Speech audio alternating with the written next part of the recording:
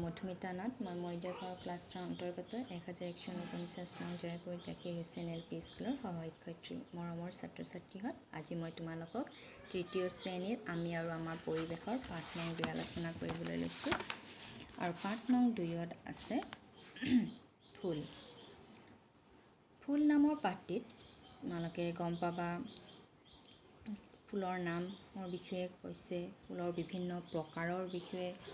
তোমালোকে জানিব পাৰিবা বিভিন্ন ঋতুত ফুলা ফুলৰ নাম তোমালোকে জানিব পাৰিবা আৰু ফুলৰ ব্যৱহাৰ সম্পৰ্কীয় তোমালোকে জানিব পাৰিবা আৰু ফুলৰ খেতি কৰি যে মানুহে আৰ্থিক উপাৰ্জন কৰিব পাৰে এই বিষয়েও জানিব পাৰিবা যিকে নহওক আজি আমি পাঠটো লৈ আহিছোঁ এতিয়া যে ফুলবোৰে বাগিচাত হালি জালি নাচে গোলাপ তগৰ জ্যোতি ক'ত ফুল আছে পদুম কৰবী জবা মালতী বকুল শেৱালি হাচনা হানা ক'ত কি যে ফুল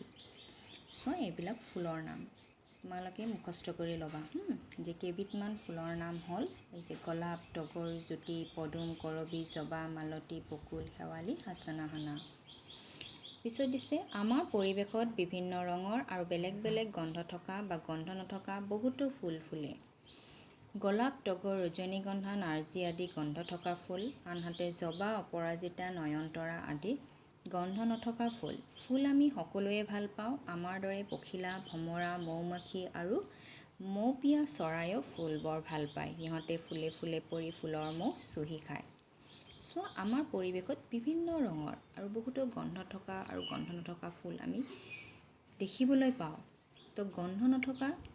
গন্ধ থকা ফুলৰ নাম হৈছে গোলাপ তগৰ ৰজনীগন্ধা নাৰ্জী আদি হৈছে গন্ধ থকা ফুল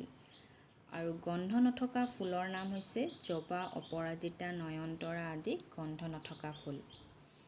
তো তোমালোকে মুখস্থ কৰি ল'বা গন্ধ থকা ফুলৰ নাম আৰু গন্ধ নথকা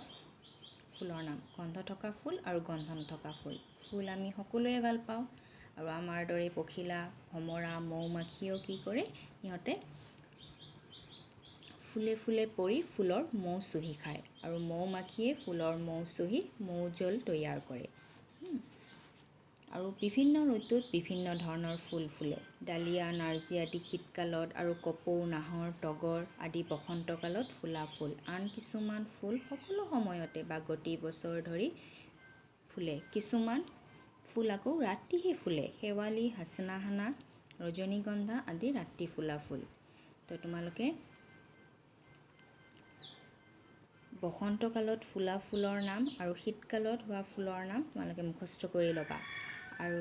ৰাতি ফুলা ফুলৰ নামো তোমালোকে মুখস্থ কৰি ল'বা শেৱালি হাচনা হানা ৰজনীগন্ধা